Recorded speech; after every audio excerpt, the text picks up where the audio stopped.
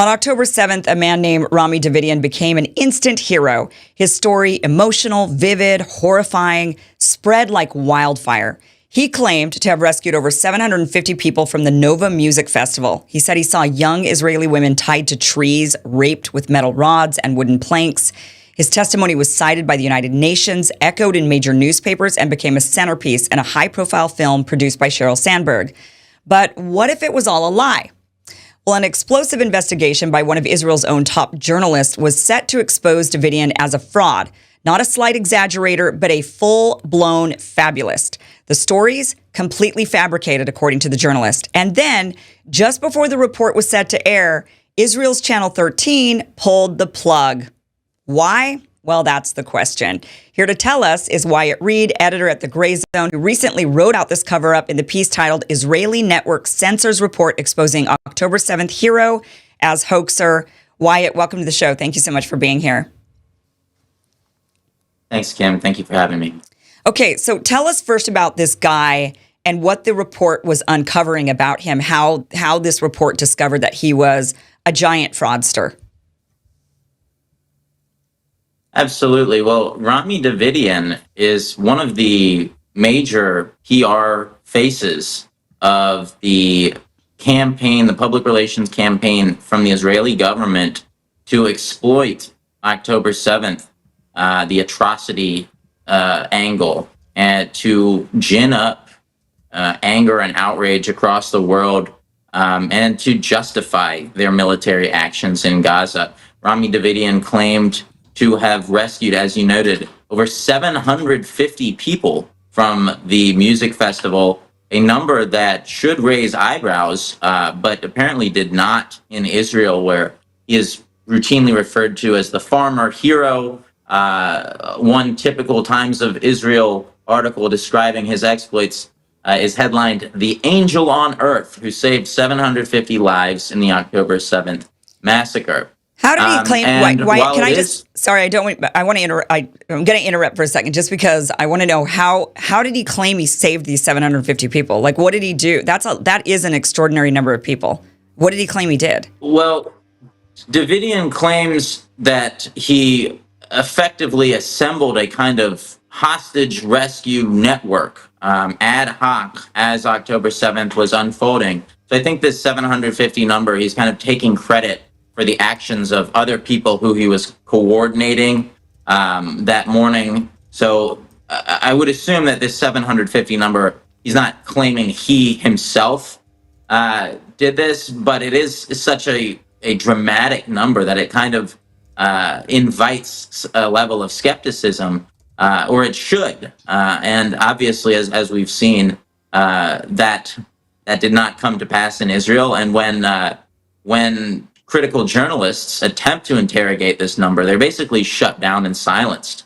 And so that's exactly what happened when Raviv Drucker of Israel's Channel 13, a fairly well-known Israeli journalist and news host, came out and published on April 3rd, I believe, a teaser for this upcoming expose that was set to reveal exactly what lies Rami Davidian had told. Now, in response to that, his social media page was absolutely flooded with hysterical commentary by fanatical Zionist settlers who accused him of trying to induce Rami Davidian to commit suicide by exposing his lies.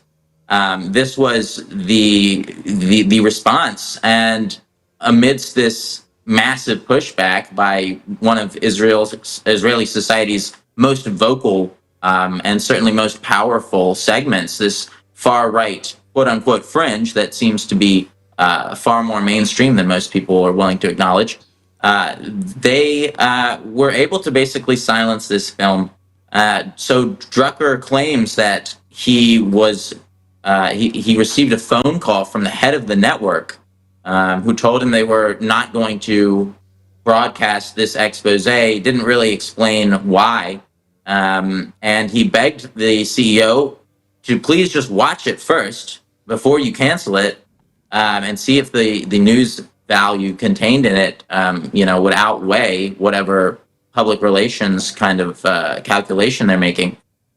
He phoned back in what a internal network source later claimed was an impossibly short amount of time. The non-Hebrew speaking CEO called back about an hour after having been told to watch this hour-long documentary. He claimed he couldn't do it because he was at a wedding. And he said, no, we're not going to air it.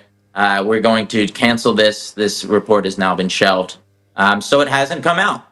And instead, we've only seen what the journalists who were involved in the creation of this expose have said about it. And what they have said about it is that Rami Davidian was not mildly exaggerating the number of rescued people. They said they were not, Drucker said, quote, they were not slight exaggerations, such as mildly inflating the number of those rescued. Absolutely not. He said, quote, these are stories made up from beginning to end, hair-raising stories that never, ever occurred. And he noted in this post that these stories have been platformed around the world, that Rami Davidian has gone on an international speaking tour all over the United States at dozens of college campuses where he the Shabbat, this far right, extremely racist, anti-Arab Jewish sect, has platformed him at colleges all across the United States, where he repeats these fabrications and uses them to manufacture consent for Israel's siege of Gaza. So, because I think, and another angle here I want to mention,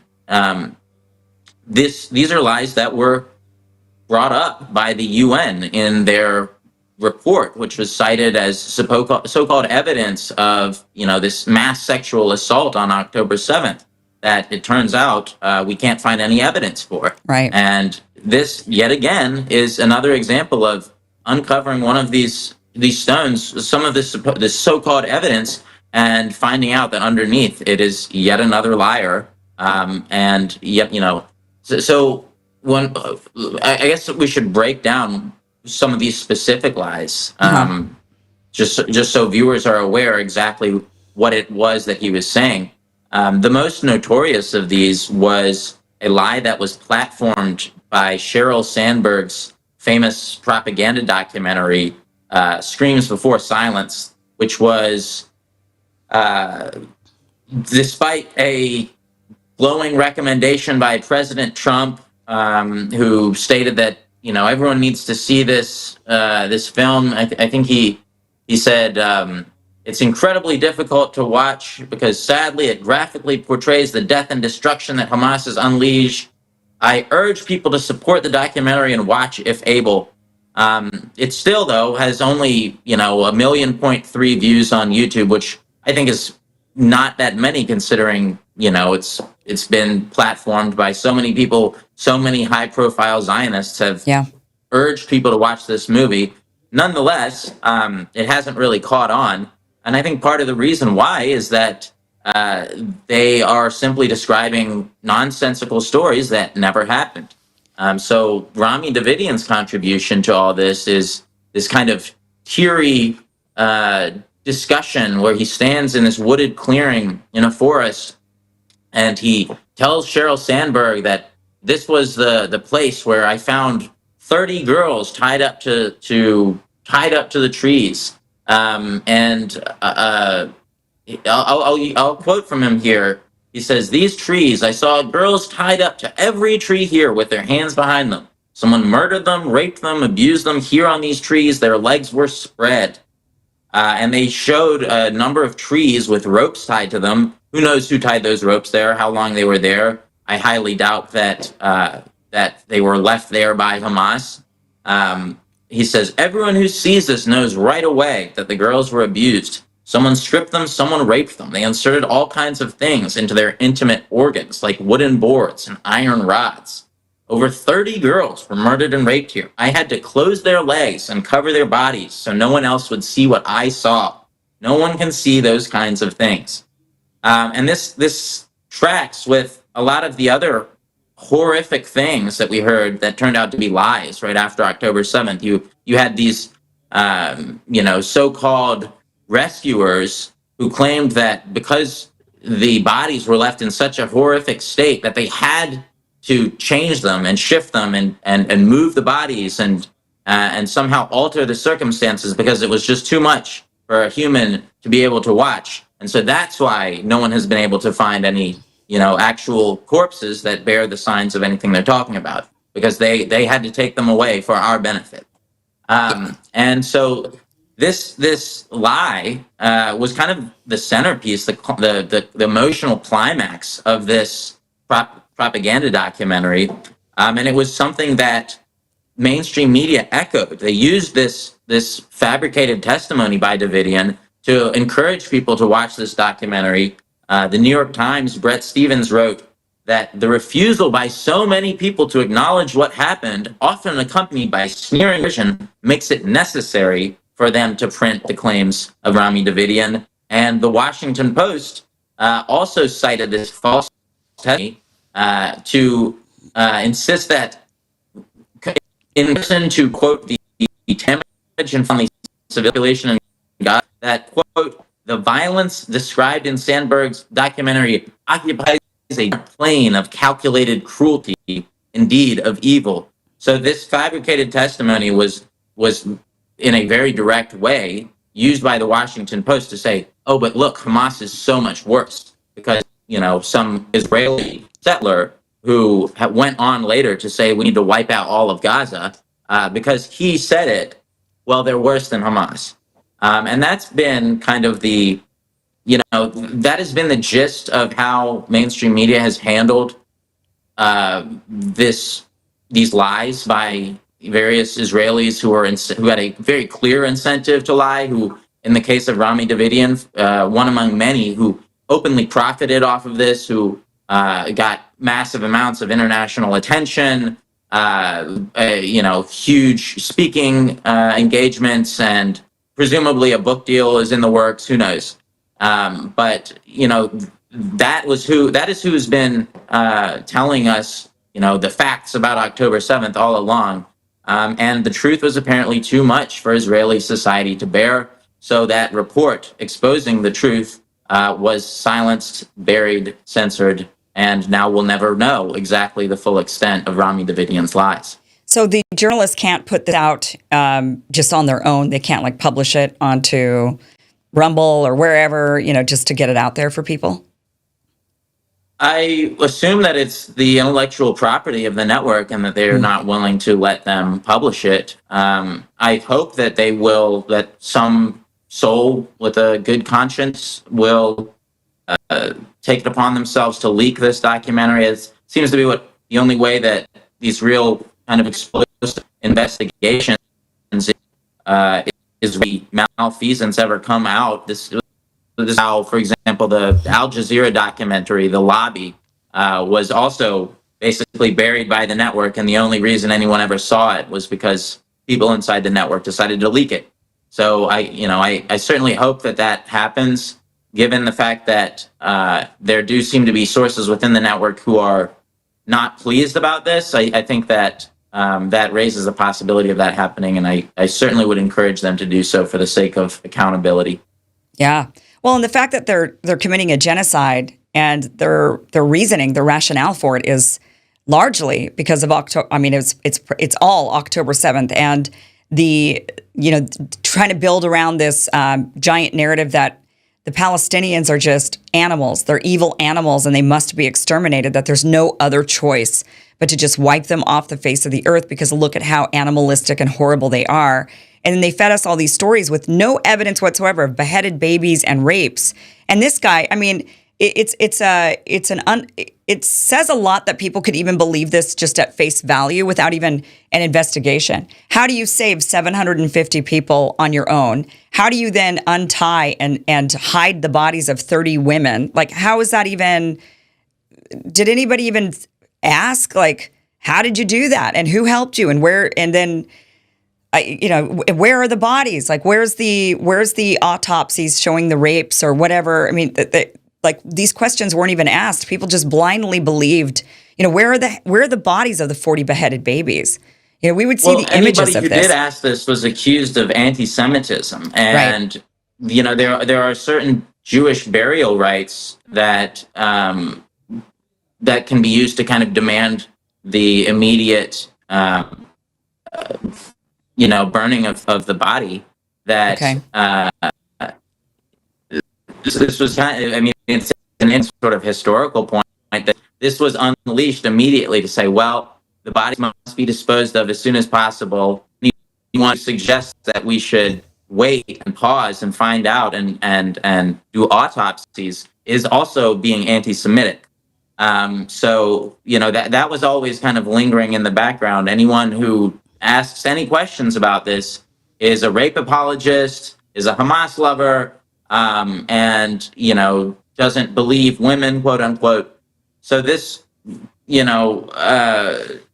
I think really it is kind of a perfect microcosm of it somehow just it perfectly distills everything wrong with Israeli society now and just how they managed to get away with so many lies. Yeah. Because it's been so fully incentivized at a social level. Anybody trying to even ask the basic question, did this happen or not, is accused of siding with Hamas, is accused of wanting the destruction of the state of Israel. So you no longer have, just kind of the basic social structure in Israel to allow this kind of self-criticism, which is basic and elementary if you want to have a functional society. You need to be able to ask other people in that society whether they are lying to, advance their own self-interests or not. And if you can't do that, then you can't have any trust in anything that anyone's saying. And that's where we are now.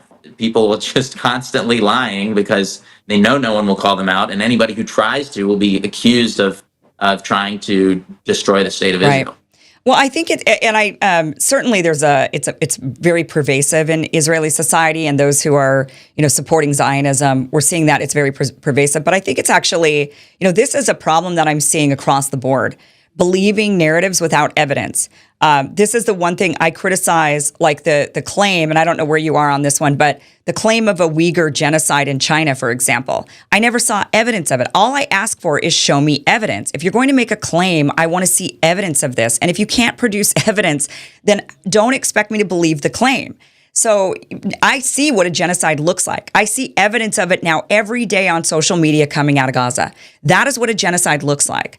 And I never saw a single ounce of that when it came to the supposed Uyghur genocide in China. And then they changed the narrative on us, right? They said, well, first it was a genocide. They're wiping out all these Uyghurs. And then it was like, okay, where's the evidence? And then these Uyghurs were getting out and being like, well, no, and then they said, well, it's a cultural genocide. Then they changed it to cultural. Well, they're wiping out their language. Right. They're wiping out their culture. They're wiping out, they're not killing the people, but they're wiping out what the people, their heritage. And it's like, okay, where's the evidence of that? I mean, you've got to show me evidence of something. And that is, with the gas attacks or genocides, whatever it is. And then with Israeli society, it's been, inside of this Israel-Gaza conflict, it's been beheaded babies and mass rapes.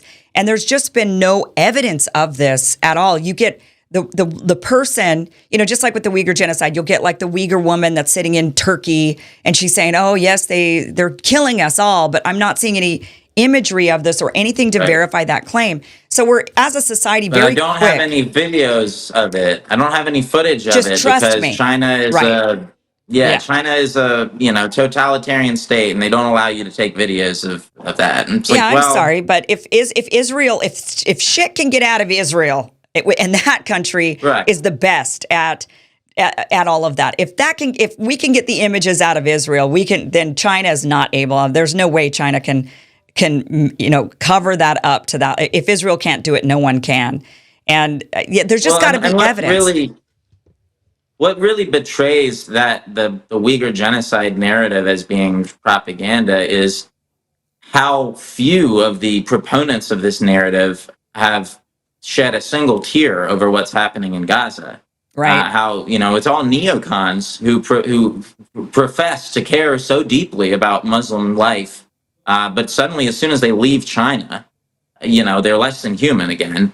But these magical group of Muslims, just because they're in China, are suddenly so important to us in America, that we're gonna sanction China, we're gonna do whatever it takes, we're gonna financially cripple them to make them stop doing what they are to these poor Muslims. But then when it comes to an actual genocide, as you correctly point out, in Palestine, not only will we not sanction anything, we'll deport you if you say that we should.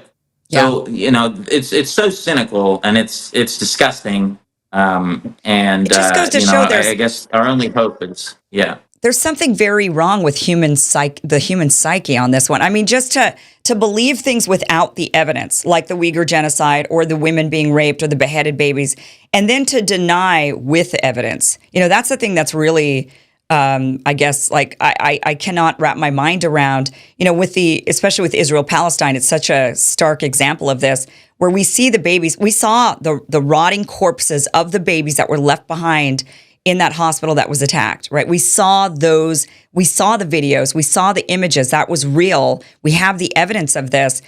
And it was denied. It was like, oh no, that didn't happen. You're just believing lies. And it's like, what do you mean believing lies? I see the bodies.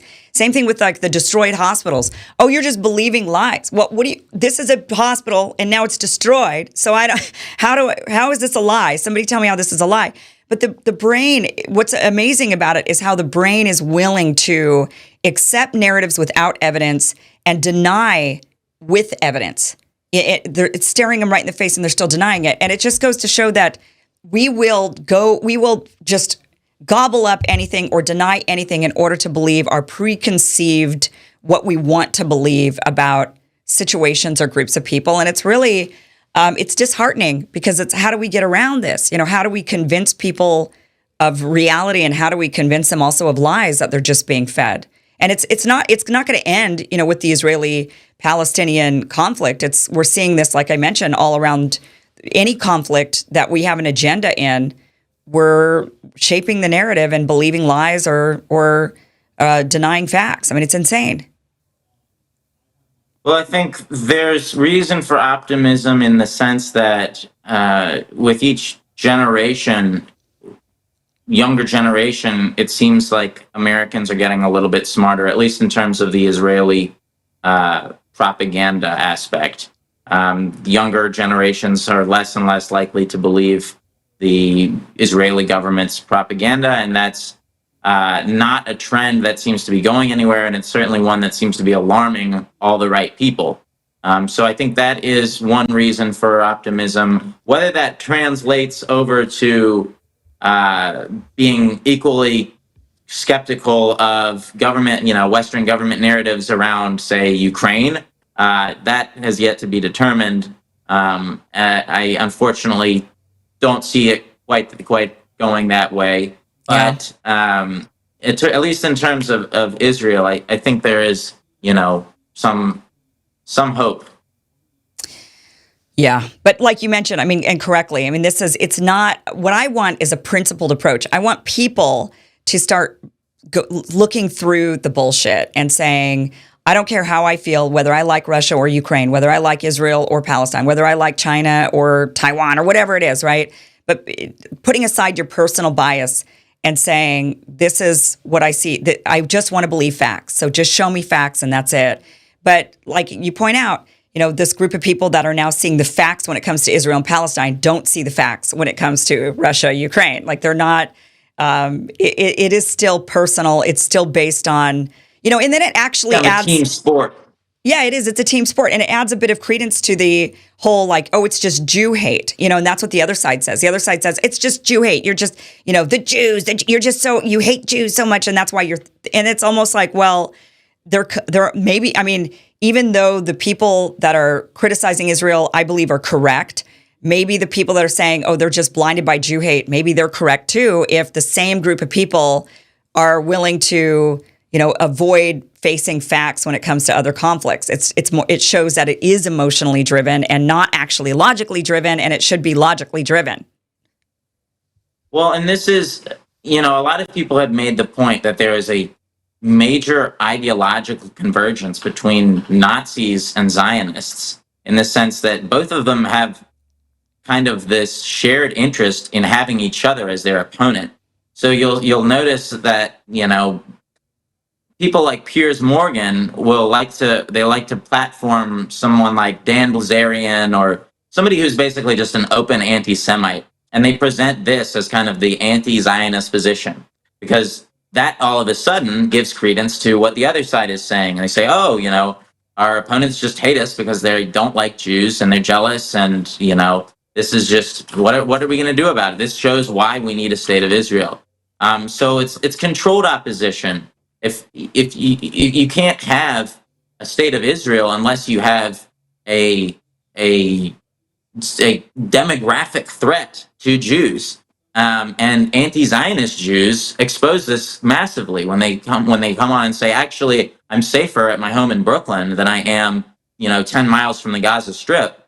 Actually, it's safer for me as a Jew in America than it is in Israel, which is a true and logical and correct statement.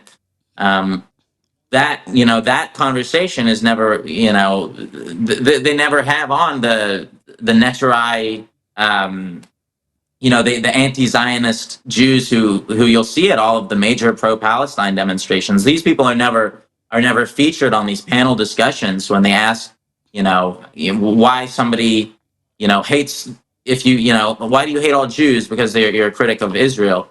They neglect to inform the public that there is a massive subsection of Jews who are equally critical, if not more so, than many other anti-Zionists. Yeah. And so that is one angle that I've noticed has kind of taken off, especially under Elon Musk, who, after his little tussle with the ADL, seemed to fold completely, and basically just give up and say, you know what, you guys win. Yeah. I want to talk about a couple of other pieces that you guys have written about in the Gray Zone, that some stuff you guys have uncovered. One of them is 100 plus Meta employees, including head of AI policy, confirmed as ex-IDF. And this all ties in. I mean, why would this report that shows that this guy was a giant hoaxer for October 7th just goes to show why this cover-up happens? It's that there's a complete infiltration, it seems like, inside of media, social media, and this piece really shows that. Tell us about this 100 plus Meta employees, including head of AI policy, confirmed as ex-IDF. Yeah, this is a piece that we republished from Do Not Panic News. There was a list of ex-IDF soldiers that was leaked, who are working for Meta, for the Facebook parent company, doing all types of jobs, but especially problematic is the head of AI policy, and the head of and employees working on content moderation more generally, because these people have an obvious axe to grind. It is very clear where they stand on this situation. In the case of the AI policy chief, she's an American who voluntarily enlisted in the IDF in 2009, under a program known as Garin Sabar, which allows non-Israeli Jews who aren't eligible for military conscription to join the Israeli army. So that is how dedicated Shira Anderson is ideologically to the Zionist cause. She left her own country to go sign up to fight for this other foreign apartheid state. And that's who's in charge of the AI policy. That's who's in charge of training Meta's content moderation bots and all sorts of things, teaching them what is and isn't acceptable speech. Is a dedicated, dyed-in-the-wool, military serving Zionist. And as they point out, this is 100 plus other employees who are also in the ex-IDF. So this is top to bottom. It's all throughout the company, and explains why there's been such biased content moderation, why again and again we see pro-Palestine posts being censored or taken down or silenced or algorithmically restricted. Meanwhile, the Israeli government is basically free to openly advertise and publish whatever it wants. And not to mention the rest of the media, the rest of the articles that are coming out on this conflict are also biased and are also ideologically compromised by the rest of the media, which is basically uniformly from top to bottom in the West, legacy media is, as a matter of policy, generally pro-Zionist, generally controlled by pro-Zionist people and forces. So that's one angle here, and as you know rightly note, part of the reason why people like Rami Davidian are able to get away with telling and repeating these endless lies is that the infrastructure, the digital infrastructure, the media infrastructure is set up specifically to allow them to do that and to specifically silence people who might otherwise add a little truth to their lies.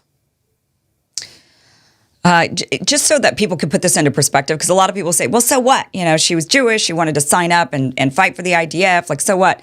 Imagine if Americans were doing this, saying, I'm going to go sign up for China's military. I'm going to go serve in the Chinese military and then come back and work in the United States.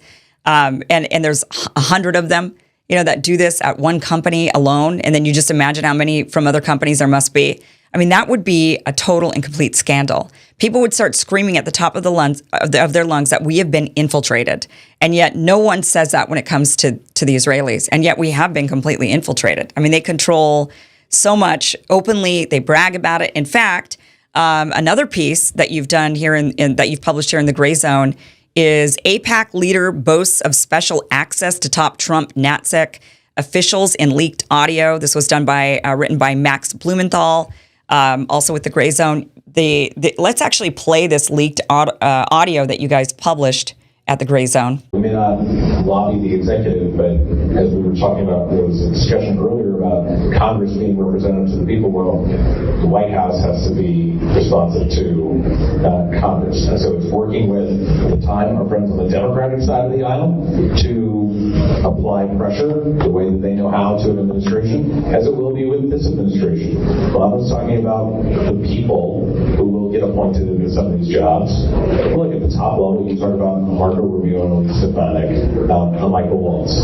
Those three people have something in common. They all serve in Congress. They all have relationships with key AIPAC leaders from their communities. So the lines of communication are good. Should there be something questionable or curious that we need access on the conversation to? You never know. One of the first candidates I ever met with as an AIPAC professional when my job was to meet with candidates for Congress was a guy named John Ratcliffe. He was challenging a longtime incumbent member of Congress in Dallas. This guy looks like he could win the race. When we go talk to him, he had a good understanding of the issues. And a couple of weeks ago, he took the oath as the CIA director, for crying out loud. This is the guy that we had a chance to speak to. So there are I don't want to call them lifelines, but there are lifelines. Wow. Just we're fully and completely infiltrated. I mean, that's what that shows, that every single, like when Thomas Massey said every single congressman has, a rep, an AIPAC rep. And that's essentially what this AIPAC guy is talking about, that they have access to everybody, including CIA director. They're like, well, all these people that used to be in Congress and now they've moved on to other positions, we still have access to them. We still have, we influence their campaigns. And I mean, this is just unbelievable. What do we do about this, do you think, Wyatt? What do we do? Well, we make sure that Thomas Massey doesn't die under mysterious circumstances. No kidding. We thank deeply the good soul that had the moral fortitude to forward us this leaked audio, understanding quite rightly that it reveals something very unpleasant about our political system, which is that as Thomas Massey pointed out, everyone in Congress has a babysitter appointed by AIPAC, appointed effectively by the Israeli government, that they have to check in with, that they have to, make sure everything's all right before they vote a certain way on a bill, especially anything to do with Iran or, the Middle East in general. So we're talking about Marco Rubio, the Secretary of State. We're talking about the National Security Director, Mike Waltz, and Elise Stefanik, who was going to be the UN ambassador to the United Nations before she had to be yanked out so that the House GOP could keep its majority, and the director of the CIA. So massively influential people who oversee some of the most sensitive aspects of the United States government, have their little APAC person that they're checking in with all the time, just to make sure that everything's kosher. It would sound like an anti-Semitic conspiracy theory fever dream if you had said this to people, 10 years ago without having this audio. But there it is. The proof is in the pudding as well. We see from Trump's rapid pivot of supposedly being the peace candidate to immediately allowing Israel to violate this ceasefire agreement, taking their side at every opportunity, allowing them to take over a so-called buffer zone of Syria, continue bombarding Lebanon, and reignite their genocide in Gaza without so much as lifting a finger. Continue to watch Israel be exposed for having executed 15 medics in their emergency vehicles with their lights on, by blaming Hamas and saying everything that happens at this point is Hamas's fault. That baby that blew itself up, that's Hamas.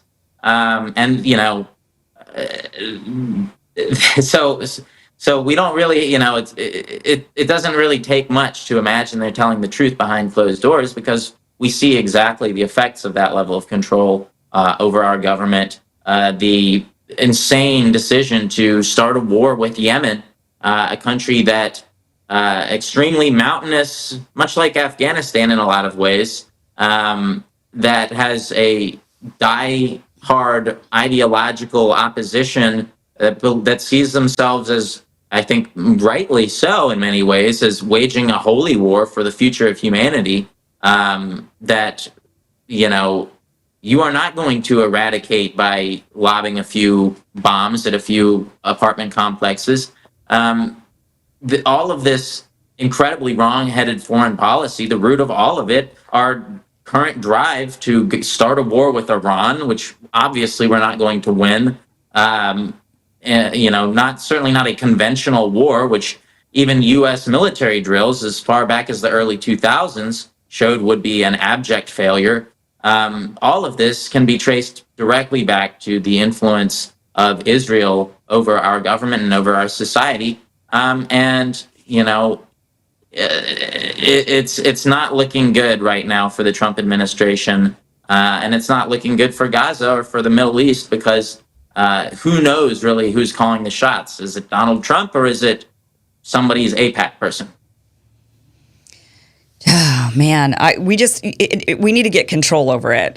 We need to crack down on it, because it won't stop with Israel either. I mean, it's the country's for sale, and that's what's really been exposed with all of this, is that if you could infiltrate into the media, into and donating lots of money, and it's not just the Israel conflict. I mean, we're seeing this with like Big Pharma. There's a lot of other places where this is, a lot of other entities that are able to do this, or interests that are able to do this, and we have to crack down on it somehow, some way, in order to protect the people from this sort of infiltration, because it won't stop here. I mean, once Israel's over, once the tide is turned, I mean, 30 years from now, I don't think there will be any support for Israel here in the United States from any of the populace, and it'll be a different infiltrator that have figured it out and said, well, the path has been paved, so we know how to do it. Yeah. We'll be sending all of our weapons to fascists in Western Ukraine, I'm sure, or somewhere, some other group of fanatics who's, are willing to turn on us at a moment's notice as soon as we cut them off. There's always another one out there, and by golly, the CIA seems determined to find it, and their APAC people are there to help. Yeah. Wyatt Reed, editor at The Gray Zone, thank you so much for joining us. We do have the links down below to the 3 pieces we actually just cited, and also to your social media account. So really appreciate your time here, Wyatt. Thanks for having me, Kim. Great talking to you.